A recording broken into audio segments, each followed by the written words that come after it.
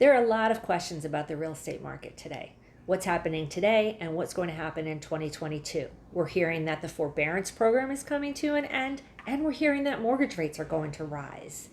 Anybody with a megaphone knows that bad news sells. So people are capitalizing on those two statements and raising alarm bells that are frankly quite scary.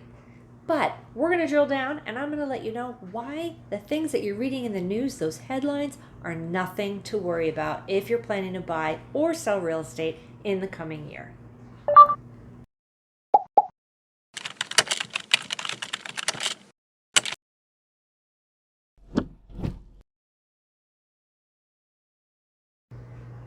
There are a number of headlines circulating today or recently about the fact that foreclosures are up in 2021. And they are. But what you have to realize is when you talk about something rising, what is it rising from? What is your point of reference? So if you look at the numbers, there are or were more foreclosures in 2021 than there were in 2020. And that's because in 2020, we had a government-backed forbearance program, which means there were people who were not making income because they couldn't work because of COVID. They couldn't make their mortgage payments, not because they didn't have equity in their house, not because they were concerned they were going to lose it, but because they couldn't make their regular payments. So they applied for and were granted a forbearance. A forbearance means you don't have to pay your mortgage every month. It doesn't mean that you don't have to ultimately pay back the entire loan. You do, but for the time that you're in forbearance, you're not making payments. Those payments are tacked on to the end. A very nifty plan for somebody who's out of work for an extended period of time, like many of us were during COVID. So when you compare foreclosures between 2021 and 2020, it's a false positive. It is a glaring increase that really is not based in fact. If you look at the number of foreclosures in 2021 compared to the number of foreclosures in 2019, we were actually down 70%. So it's all about perspective. So we don't need to worry about foreclosure spiking. The people who are foreclosing now aren't actually even the people who were impacted by the pandemic. Generally, the foreclosures that we're seeing today are on abandoned properties, vacant and abandoned properties. They're on loans that are in foreclosure now that were already in trouble before the pandemic.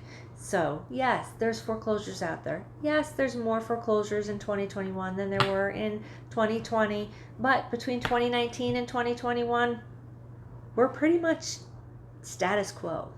The end of the forbearance program from the pandemic is not initiating a flurry of foreclosures. The other topic that we're going to talk about, the other headline that's floating around out there that really doesn't have a basis in fact, is the following: rising mortgage rates will slow the housing market. Okay. We have to look at the facts. We have to look at the data. Are rising interest rates really going to bring the market to its knees? Are they going to cause prices to fall down? No. If anything, when a mortgage rate rises a little bit, people get a little more motivated to buy because they want to buy before the rates go up. But really, what we need to look at is history. What does history tell us? Over the last 20 years, there is absolutely no supporting evidence that a rising interest rate forces sales to come to a halt. There is no evidence that a rising interest rate causes home price appreciation to stop. The last 3 times, all right guys, I'm going to read this one. The last 3 times that rates increased, sales remained rather consistent.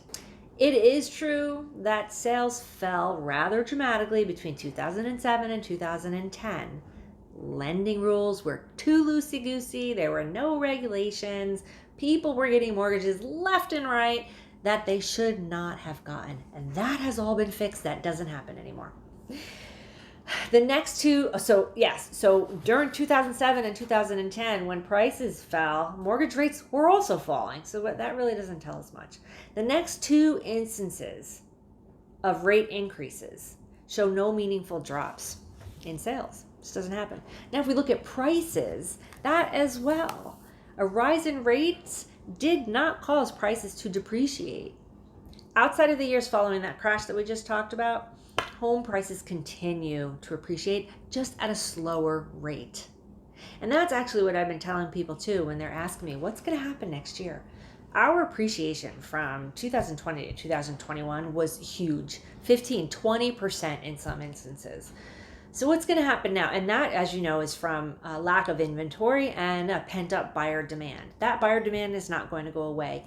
Inventory may rise a little bit, so there may be more houses out there to pick from, but we're not going to see competition fall that sharply. So we will still appreciate housing prices will still appreciate, just not at the same pace that they appreciated over the last 18 months.